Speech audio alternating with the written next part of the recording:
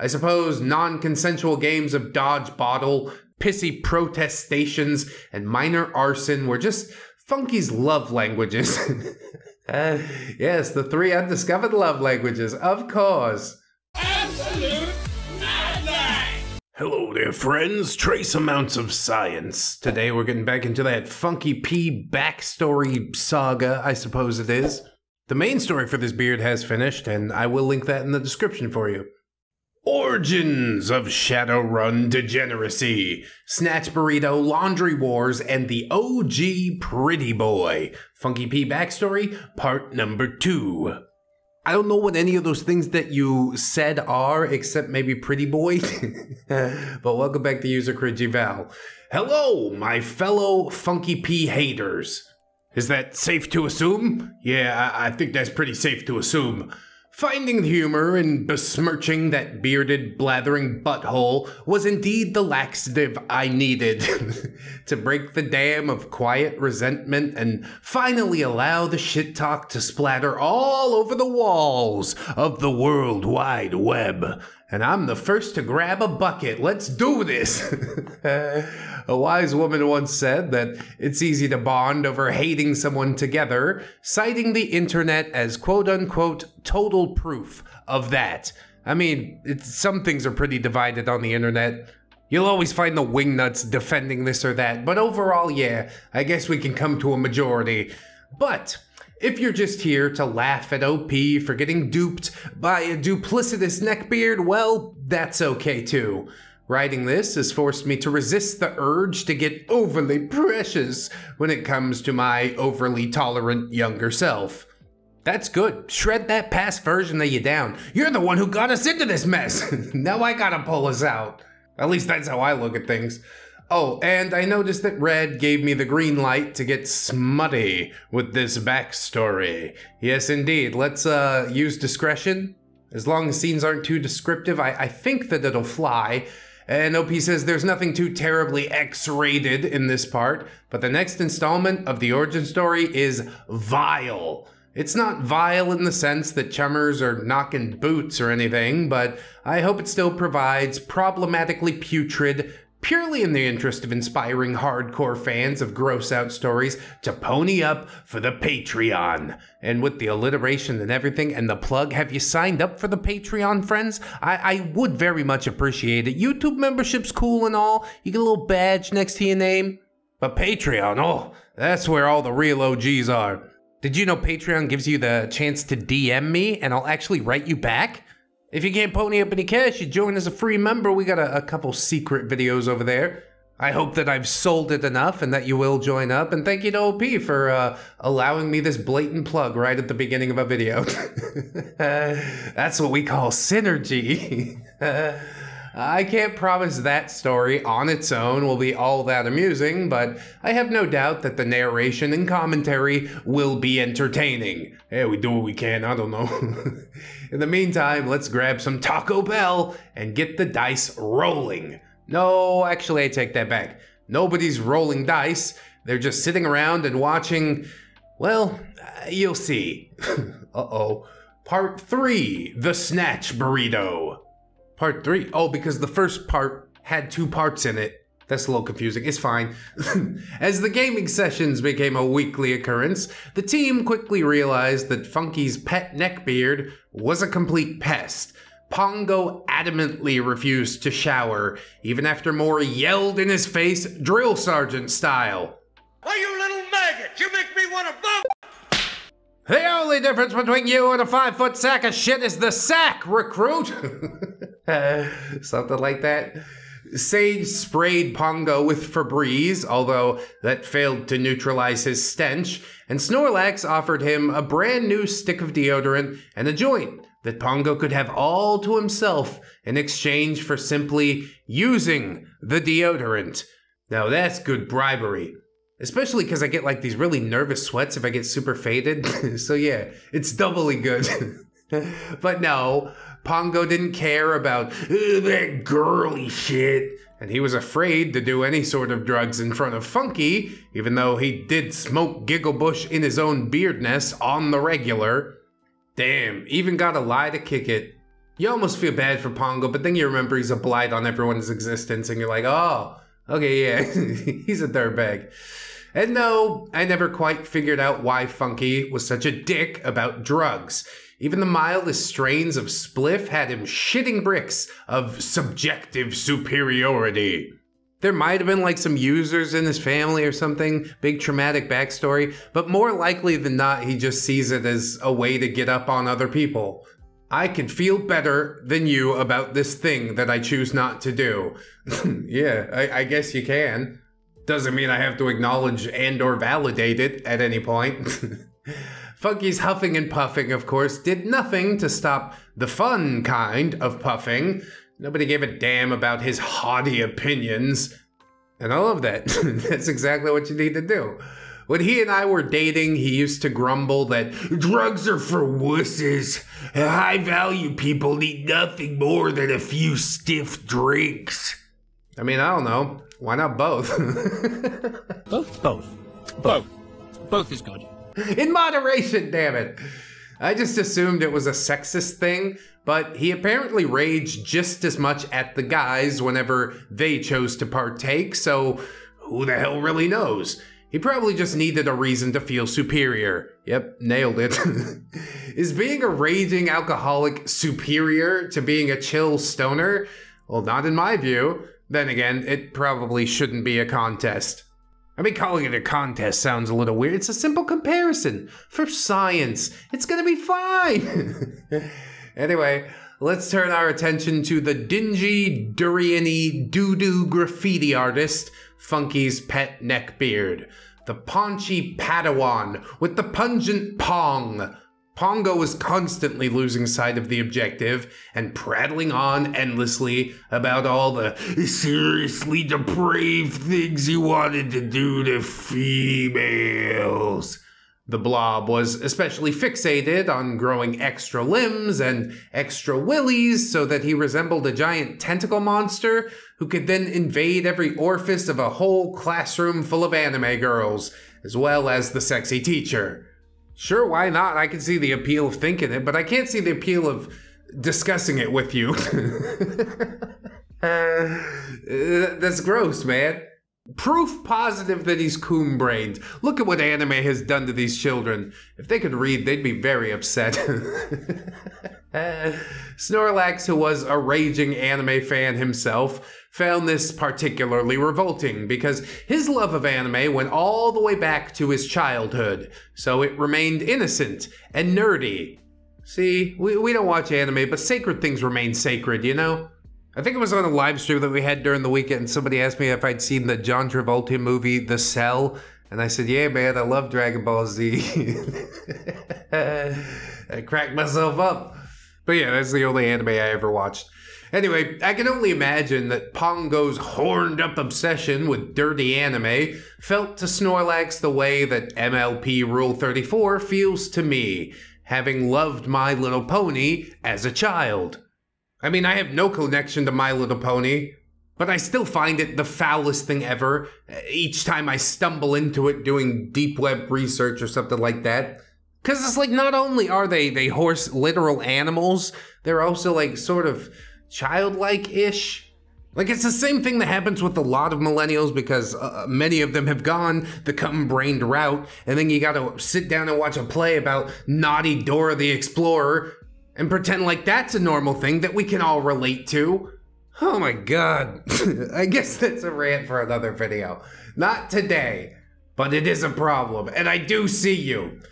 OP says, for the record, my unicorn pajamas were just normal, relaxed fit pajamas. Funky called my attire slutty anytime he felt threatened, so yeah, that was basically all the time.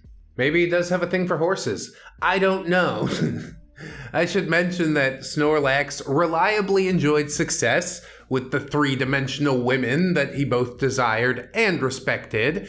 He's got a great personality, a cute face, and good hygiene, so being bulky and nerdy never really disqualified him from the dating scene. It really is just that simple. Although it disqualified him as a threat to Funky, which is why they never really had beef. And also because Snorlax would squish him like a pancake. In truth, Snorlax was usually able to get a date just by asking a woman to dance, then lifting her up over his head, throwing her in the air, and catching her in a romantic cradle lift. Pongo tried Snorlax's pickup move once, assuming that any big dude could pull it off, and that poor girl had to go to the hospital with a broken leg. Why would Snorlax even give him the play-by-play? This does take place in America, right? Who's covering the medical costs? I'm gonna sue Pongo. He won't show up in court. He's not got any money. Not long after Pongo's bone-crushing attempt at flirtation, the guys were gathered at Maury's mommy's townhouse. Funky was already passed out in a puddle of his own sick, and Maury's trousers were holding a raging bone back over that, but the others were blissfully unaware of Maury's vom proclivity at that point in time. Yeah, you gotta wait for the perfect time to let your freak flag fly. Hopefully never in public. Hopefully only with someone that you truly love, care about, respect, and trust. But I don't know that's how it's gonna go.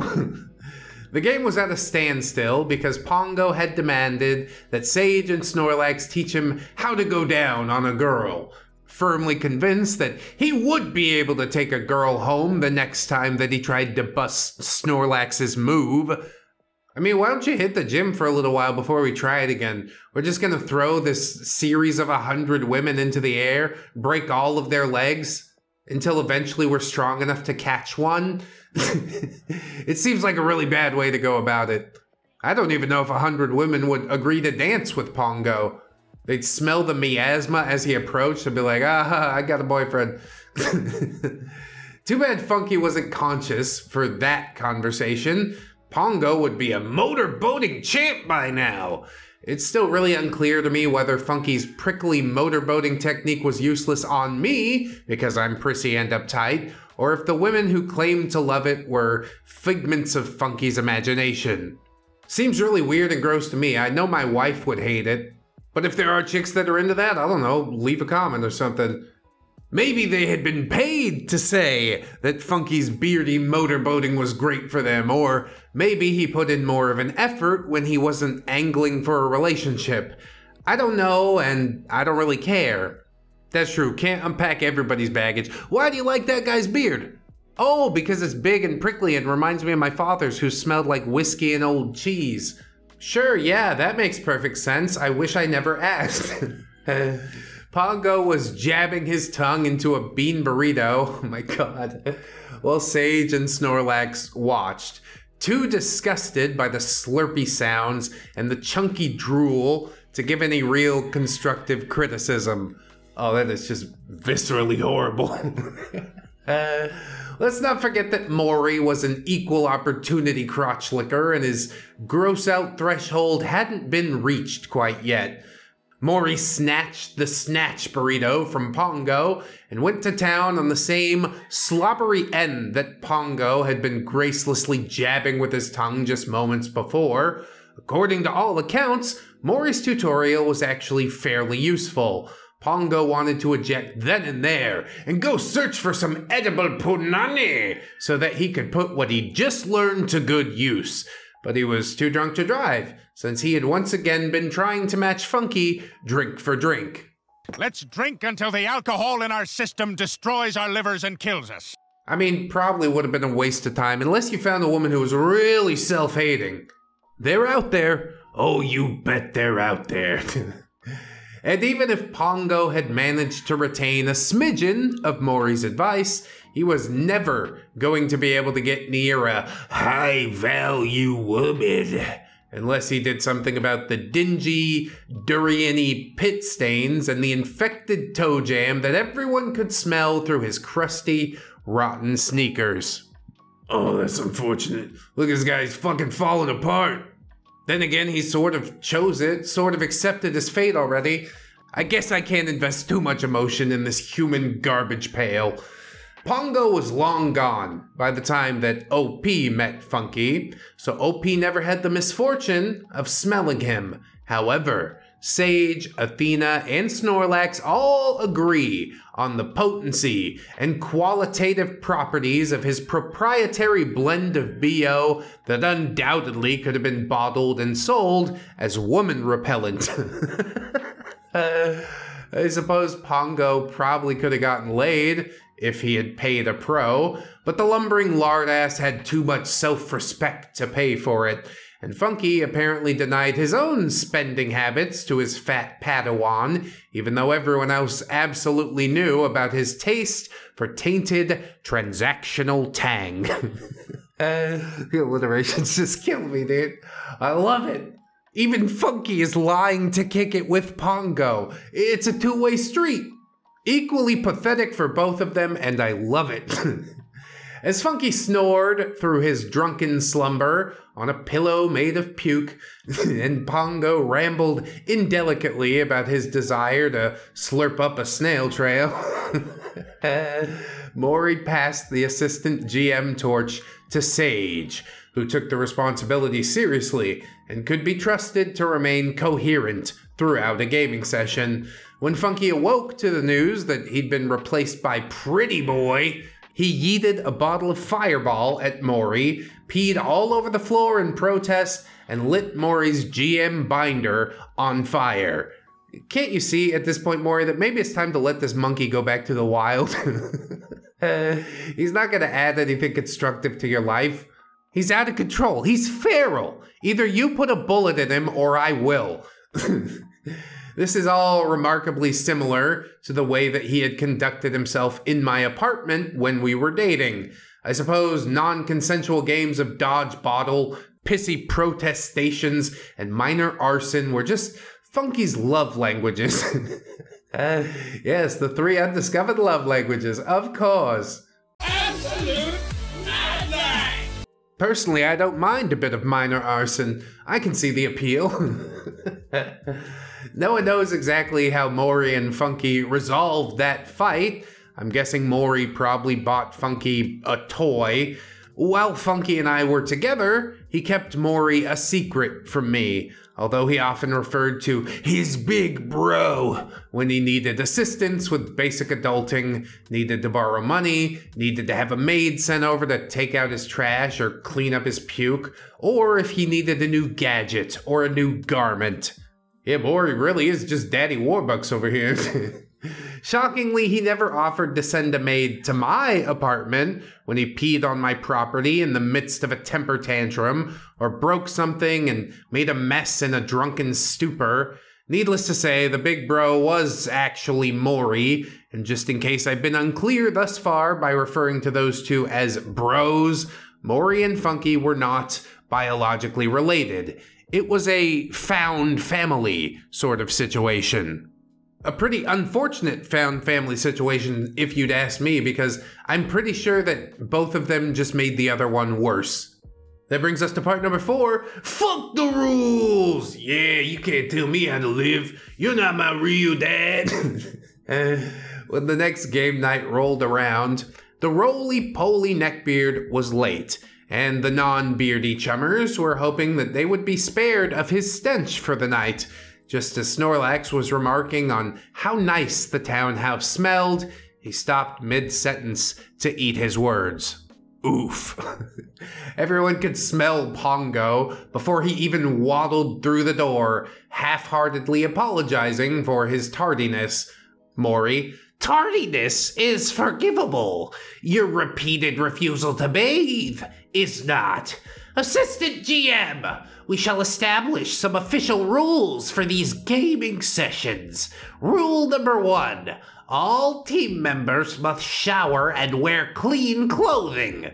Sage, good call. Anything else? Funky, we should have a dress code. No more dressing like slobs. We all need to take this game seriously. We should arrive looking fresh. Write that down, dickhole.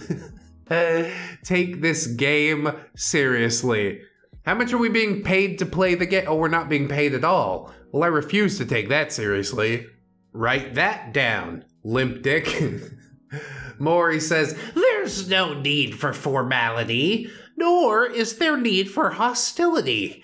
I only demand basic hygiene." Funky, and no smoking until the game officially begins. We should show some respect. And then to Sage, he says, "Like you know anything about that, you selfish douche."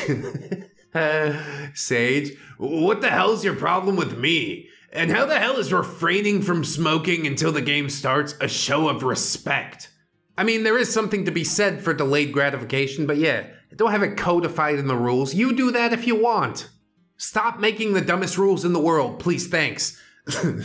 Funky took a deep breath, but Maury raised his magic funky silencing hand and said, "You are all permitted to smoke. You are all permitted to wear whatever you choose. You may even play in the nude, if that's your thing. I only ask that all players arrive clean." Pongo, "It's not fair, dude. I don't have a washing machine." How is that even an excuse? Sage, "Bro, just go to the laundromat." Pongo, "But I don't know what to do with those machines that hot housewives use as giant vibrators." Is that all it is to you? Literally it is. Oh my lord, I didn't think it could get any more pathetic. Why are you saying these things out loud? Just say you didn't know what to do with the washing machine. We don't have to include the hot housewives. Fucking creep. Maury, Pongo, exactly what kind of adult videos have you been watching? Pongo, Mad Men. Maury, fascinating. I would not have expected that from you. He offered a fist bump. Respect. Only a dash, but respect nonetheless. Yes, a crumb of humanity. Now please, won't you take a fucking shower? Don Draper will be so proud. Pongo was delighted to get a fist bump from the almighty GM. Snorlax, seriously, Pongs, I promise you that there will be someone at the laundromat who will show you the ropes. I think you have to be very specific that you mean the ropes for washing the clothes. Pongo says, "But laundry's for girls."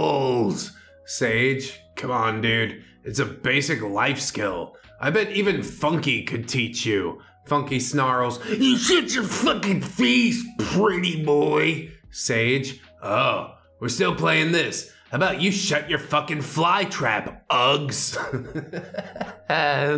He knows he's ugly deep down. That's why he hides his face with a giant beard. I will take your insecurity and use it to run you through. Funky staggered to his feet and lurched at Sage, but the nimble mage easily dodged the drunken swing, sending Funky tumbling to the floor and landing in a heap of pitiful whimpers. This is really his only move, isn't it?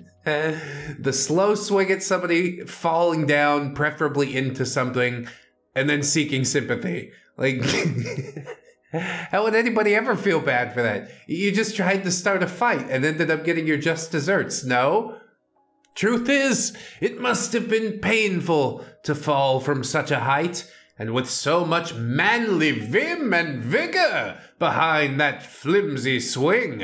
Yes, ouchies. Maury glanced down at his little bro, somehow managing to decipher the semantics of the whimpers. "No, Funky, Sage did not start that. You did." Funky began to whimper more fervently and at a higher pitch. Maury understood and replied, "If you wish to attack my mage, you must do so in-game. You must maintain civil sportsmanship IRL. Feel me?" Funky squeaked out something that very obviously meant, "No." Pongo lumbered over to the bested Funky and cried, "Why are you fighting, dude?" Funky's vocalizations finally drifted back to a more masculine timbre, and he grunted.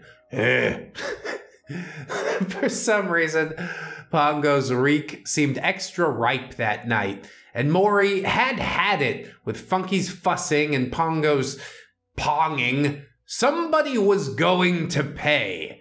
As the rotund human dumpster's stench began to make his eyes water, Maury decided to punish Pongo. The first ever punishment, is it? Well, good. I couldn't have thought of anyone who deserved it more, except I guess Funky P. But Maury wouldn't do that to his little pet, he'll do it to his pet's pet. Before that rancid blob even had time to process what was happening, Maury forced him to kneel. We should not be made to inhale your ghastly body odor, Pongo. Kneel and pay the piper. The rancid blob was in terrible shape, so the task of kneeling took every iota of poor Pongo's pitiful prowess. And when Pongo lifted his head to catch his ragged, tonsil-stony breath, Maury's staff smacked his chubby cheek. Pongo screeched and then blubbered miserably to the GM. I don't smell that bad. It's not my fault I can't afford a maid to do all the girly things for me. Okay, but you do smell that bad, and it is your fault you're broke, as a matter of fact. Who are you gonna blame for that? You made these choices. It seemed that Maury's frat guyish hazing might have done a bit of good. Pongo waddled to the bathroom and actually splashed some water on the chubby cheek that Maury's junk had smacked. That was probably the closest Pongo had come to washing any part of his body in ages. Oh good, you just need to put it everywhere else. I don't know if Maury's willing to make that sacrifice. But really, Maury should have been the one that doused his junk in disinfectant, since it had just come into contact with the grease, crumbs, dried slobber, and pustules on Pongo's face. Yeah, probably popped a few of them on impact, and he's like, is that pre-cum? I should have said it, I'm sorry. Sage and Snorlax laughed maniacally, thinking they were safe from the staff since neither of them reeked. Despite neither of them having maids, Sage would have no need for cleaning professionals until the games got nasty and moved to his house, but that was much later on down the line. I still don't understand why you'd ever agree to that. Funky, however, seemed positively crestfallen upon this first staff smacking. He slunk away, locked himself in his room, and refused to come out until Maury bellowed the announcement that the night's mission would also be a drinking game. Funky's bedroom door opened. He's like a sulky teenager. And his spiky hair scraped the door frame where he towered, backlit by the flickering of his flat screen. Looking like some sort of animatronic horror installation, the beard grunted. Maury, English, please. Funky, aren't we still playing Shadowrun? Maury, of course, but now you must take a shot of liquor if you glitch. Funky, as our splendiferous sommelier and supreme samurai, what would you recommend? Funky, I like Jack, Johnny Walker, Wild Turkey. But if you pansies prefer wussy drinks like vodka, I guess that's okay, as long as we're all drinking. Dang, we recently had a 4chan green text that said the exact opposite inverse of that.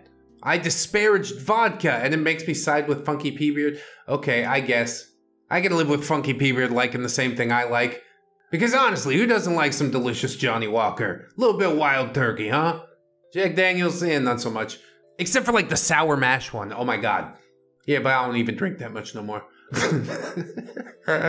Pongo says, I'll drink Fireball. And Funky says, no, that's candy whiskey. We're men. And we drink like men. What the hell are you talking about, bro? I'll drink a lychee martini right now. Snorlax says, yo, Maury, I'd rather just smoke a bowl, because I've never been much of a booze hound, so is it cool if I just take a hit when I glitch? Maury, naturally. We're here to have fun. Feel free to imbibe, inhale, inject, or insufflate your potion of choice. Maury then took the Coke out of his pocket. I was almost with him for a moment until he said inject. And I'm like, oh yeah, that's... I can't mess with any of that. Funky says no and stomps his foot. I said no! And then he stomped both feet. You asked for my expert opinion, and I'm telling you, the drinking games only work if you're drinking. No drugs, no candy-ass booze. We're not a bunch of annoying little pixie raver girls. You want so badly to be in control of anything, don't you, Funky? Well, guess what? I'm gonna become a pixie little raver girl just to spite you. Maury. Well, I hardly think you're in any position to dictate what your fellow chummers drink, but if this is going to create dissension, we shall forgo the drinking game element for tonight. Funky. No! It came out here to drink, you freaking pansy-ass cokehead! Sage, attempting to make peace with the bearded one, says, I'll do some whiskey shots with you, buddy. High time we called a truce. See, look at you out here building bridges. You gotta love it. But Funky narrows his eyes and says, What's your angle, pretty boy? Sage says, No angle, bro. I just really wish you'd stop calling me pretty boy and start acting, natural towards me. You don't have to like me, just maybe stop being such a dick. Funky. I'll do shots with you, but I'm not gonna trust you until you can convince me that you've been ignored by high-value women the way I have. Dude, what the... Seems like I took a left turn. Is that your problem the whole time? You're intimidated by another man's attractiveness. Yeah, I guess we all choose our battles, Pongo started laughing and said, Funk, didn't you get laid behind the dumpster outside of Beer Goggles last week? And that girl was cute, aside from the muffin top. Funky, that doesn't count. And to buy that whore a drink and pretend to be interested in listening to her talk about supernatural before she even let me grab her boob. A pretty boy here could probably get laid without doing anything. Yeah, not really how the world works, but I see you have a very narrow slot that you're viewing things through. However, Sage still wants this to be a civil game, and so he says, That's not true, bro. Are you saying that talking to a woman inconvenienced you? It's kind of fucked up. Talking's great foreplay as long as you're vibing. Speaking from personal experience. Recent personal experience. Snorlax high-fived Sage, who was grinning sheepishly, and Maury nodded in approval. I agree, my magnificent mage, but Funky here perceives only two types of women. There are the skanky ones that he wants to screw, so he's loath to put in even an iota of effort. And then there are the ones that he wants to have on his arm in polite society. The ones with credentials and clean crotches. We're working on being nicer to the normies so that we can enjoy a fulfilling sex life with a presentable girlfriend. We are working on it. Seems really weird, bro. But at least Maury's out here trying. He's definitely not gonna make a monster. What could possibly go wrong? Oh my goodness! Look at it! It's ugly, isn't it? Maury reached over to playfully tousle Funky's beard, but Funky smacked the playful hand away, growled, and stomped over to the other side of the bar. Snorlax coughed out a giant puff of smoke and chortled, Is that why your beard stinks, my dude? Are you rocking dirty crotch funk in your face nest? Snorlax continued to laugh uncontrollably. It would be funny if it was standing right in front of me. Then again, I don't think anybody really considers him a friend aside from Maury. Maury says, Accurate assessment, my amused adept. That is indeed why we call him Funky. Snorlax exhaled a long silent laugh And then he took a deep breath and enthused. Funky Punani beard. Sage joined in on the laughter. Okay, I'll make you a deal. You can keep calling me pretty boy as long as I get to call you Funky Punani beard. Funky waved a dismissive hand and said wryly to the rest of the crew, I think pretty boy has a crush. Did you see him blushing when he was trying to convince us that he flirts with chicks just by talking to them? Oh man, smooth redirect there. Completely flawless. Sage, I'm surprised you listened to anything I said, Funky Punani beard. Funky, you were revealing a weakness. I always pick up on weaknesses. I'm very astute and intuitive where other people's crit spots are concerned. Yeah, but the ridiculous thing is, Funky has crit spots like all over his body. You flick him, you're like, hey, you're ugly, and he just crumples down. He's not even worth that much XP. How much XP do you get for beating up a scarecrow? Sage says, damn, dude, I'm not gonna lie, but I'm kind of creeped out now. Yeah, it was a very edgy statement, wasn't it? Funky said, you should be. Snorlax finally regains his composure and turns to Sage, having obviously missed that very creepy exchange with Funky. Bro, that's awesome. Who's the crush-worthy lady? Sage, I'm not sure I want Funky knowing anything about her. Honestly, well advised. Maury, you should bring her to a game night. Introduce her to the guys, and if she likes tabletop, well, she's welcome to stay and play. Sage, she does, but I don't exactly trust everyone here. Funky is giving me the creeps now, and I can guarantee you that Athena's gonna get grossed out by the BO. She's been around fat, sweaty nerds before, but I don't know, this is some next level reekage.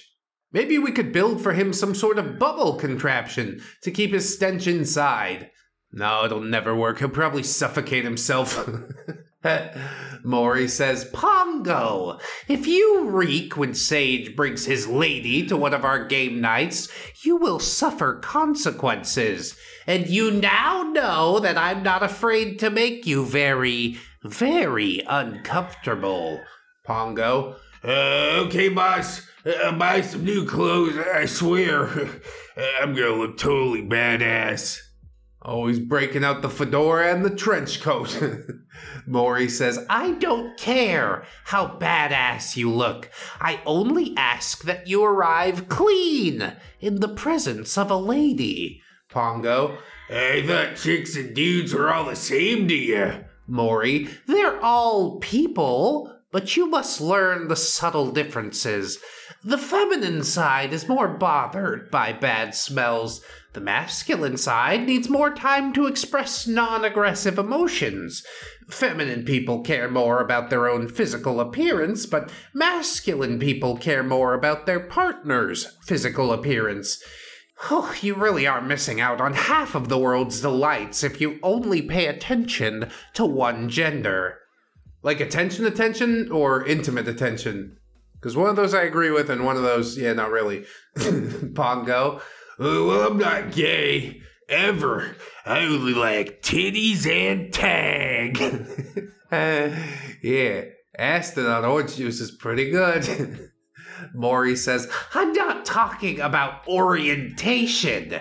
And Pongo, you may be preoccupied with ladies, but I hate to break it to you. You only interact with dudes. You might want to fix that someday. Yeah, maybe someday, but only if you want the things to actually happen. Pongo. Ah, damn, Funk. We gotta go to Beer Goggles tomorrow. I gotta find some chicks to hang out with. Maury. Try for some unattractive ones. They're usually more grateful for male attention. You won't be as nervous, and it'll be good practice for interacting with the cute ones. Yeah, that's what I'm talking about. Roll a few gutter balls before you find yourself a strike. Pongo. But what if I accidentally make one of them vag out a snail trail and then she totally wants to bang me, but she's ugly? Yes, the most likely of scenarios. Maury narrowed his eyes and looked Pongo's blobby body up and down. I say, go for it. If you're getting along with her and she's actually into you, meaningless glamour fucks can certainly be fun, but making love with a real connection swirled in can be mind-blowing. Close your eyes. Ride the sensation. It might surprise you. Personally, I refuse to do it at all without the mental connection. What's even the point? You want the best version of the thing that you're gonna get, don't you? You go out there and do it because you're bored? I guess some people do, whatever. It's not for me, I know that much. Pongo reached up under his gelatinous gut and made some necessary adjustments since he thought of, riding a sensation. Even with an uggo, and apparently it had given him a half chub. Jesus. Is he just like poking himself in the back of that gigantic overhang? I've never been this fat, I really don't know. I have to assume that's what's happening, and to me that's terrifying. If I get to that point, friends, you take me out back and you do what needs to be done. I never wanted to live like this, okay? The game continued on, and Maury kept his word about not forcing anyone to drink, but he did allude to implementing staff smacks at random. The guys all thought it was a joke until Maury called Funky up for a staff punishment. Maury knew that Funky was jealous that Pongo had gotten a smack, so he felt sure that Funky's grumbling would only be for show, and indeed, Funky grunted and let out long, exasperated sighs, but he took that smack without any real protest. And this is how it starts, I guess. The second one's easier than the first. Now Snorlax and Sage are in a catch-22. Personally, I don't care how good the tabletop is. I'm not doing that shit. But peer pressure is a hell of a thing. At a younger age, maybe. Maury's next indoctrination was not such a sure thing. Maury, too, had picked up on the fact that Sage's crush might alter his headspace. Seeing as his brain was flooded with dopamine and oxytocin, pretty much anything and everything would feel rewarding to him. With this in mind, Maury predicted that Sage would be a good sport about the staff smack, laugh it off, and then return to daydreaming about his crush in between rolls of the dice. And Maury was correct. Sage laughed, playfully called Maury the F-slur, returned to his seat, and went right back to Athena land. All of this is very calculated. Again, I want to say rich people they really are psychopaths.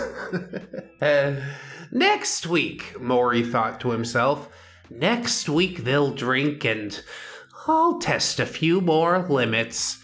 He looked adoringly at his Shadowrun crew, even Pongo.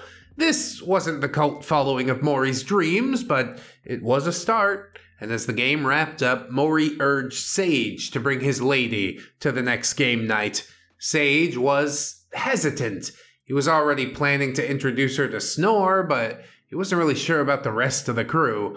Maury could be quite polite and charming, but he also had the potential to be super fucking weird. Funky was just a creepy dick, and, well, Pongo was just nasty in every imaginable sense of the word. Why would you ever want to introduce somebody that you care about to this group of degenerates? You will be judged by these people. This is the company you keep. This is what type of person you are.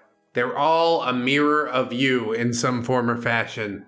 And the fact that Athena didn't go running off screaming into the night after that very first game night is a shocking thing to me. But I suppose we will cross that bridge when we come to it. Maybe privately on Patreon if it is that nasty.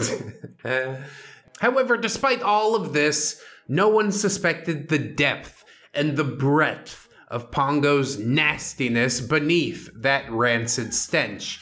Deep inside of Pongo, something far more sinister was churning and squirming, well hidden in the darkened sludge from the rest of the world. But we'll get to see that nastiness erupt in all its glory next time Will the ick factor go off the charts? Well, you'll have to be the judge. I merely wrote a gross mishap that I heard about secondhand, albeit from reliable sources. Definitely make sure you're not eating pad thai during the next installment. Hope to see you there. And you might if they're patrons, or you might not. I don't really know how nasty it gets, but I am looking forward to it in at least some form or fashion, so we should probably get into it a bit sooner rather than later. Maybe on Sunday for those special member/Patreon uploads. Anywho, if you guys enjoyed this video, I hope you like, comment, and or subscribe. Check out all them links in the description. We got podcasts. We're absolutely everywhere. Thank you so much for watching, especially if you watched this far. Always remember, friends, that you are loved, you are worthy, you definitely deserve it, and I shall see you in the next one. So until then, bye-bye. Go ahead and cut them open. It's gonna be fine. It's gonna be fine.